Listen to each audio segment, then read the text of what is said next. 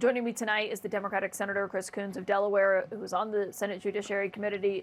And Senator, it's great to have you here tonight. I just wonder what your reaction is to this indictment.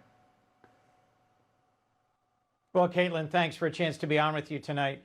What matters most to me about where we are tonight with this federal criminal indictment of the former FBI director is how we got here.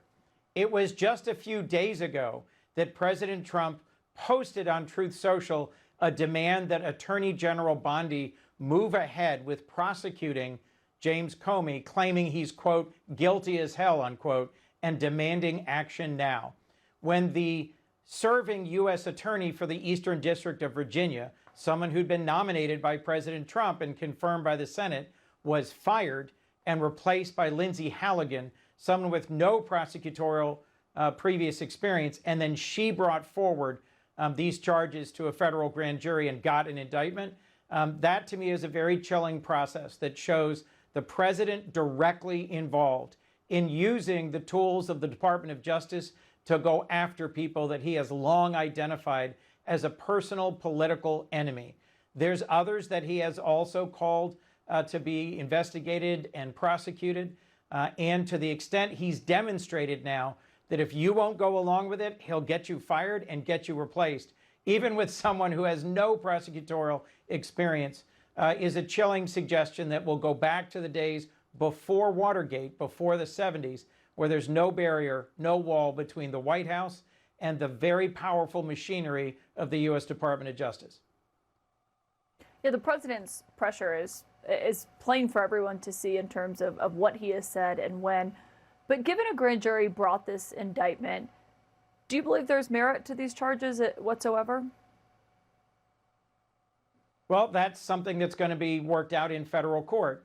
But it's important to remember that the cost to Jim Comey of defending himself is going to be significant.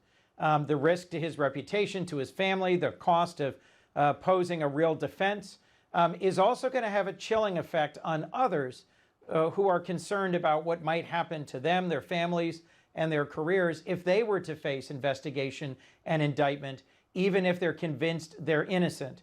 A lot of what President Trump has done now for months is to use the power of the presidency and the federal government to go after people. It's long been said that a grand jury will indict a ham sandwich. An indictment is in and of itself not proof of guilt or innocence.